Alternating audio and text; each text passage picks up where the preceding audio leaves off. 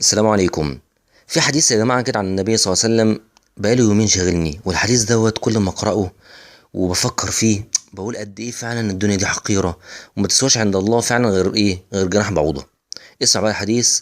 قال رسول الله صلى الله عليه وسلم: يؤتى بأنعم أهل الدنيا من أهل النار.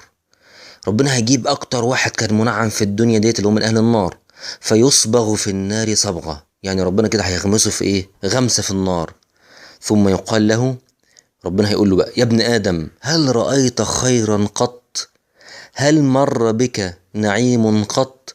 فيقول: لا والله يا رب. تخيل أنعم واحد في الدنيا من أول ما ربنا خلق الدنيا، يا ترى ده مين ده؟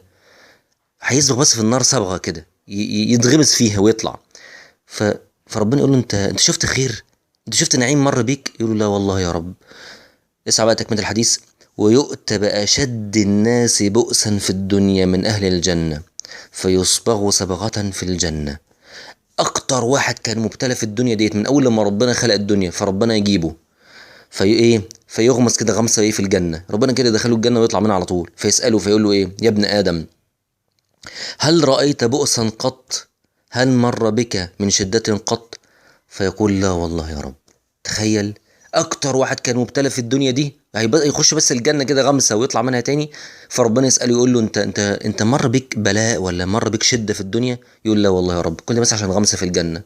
وانعم واحد في الدنيا يتغمس غمسه في النار، فربنا يساله يقول له: انت شفت خير في الدنيا ولا نعيم؟ يقول: لا والله يا رب. تخيل هي دي الدنيا اللي احنا قاعدين بنتصارع عليها. انعم واحد في الدنيا هيقول: انا ما شفتش خير ولا نعيم، لما يتغمس بس غمسه في النار. واكتر واحد مبتلى اول لما يخش الجنة ينسى كل شيء مر بيه في الدنيا. اجعل همك هو الاخرة، فكر فيها. مش معناه انت بتفكرش في دنيتك يا عم، انت المفروض تكون احسن واحد في الدنيا، بس ما تكونش في قلبك اهم حاجة الاخرة. بص عليها، هي دي اللي عينك عليها، هي دي اللي عينك عليها. والآخرة خير وأبقى. والسلام عليكم ورحمة الله.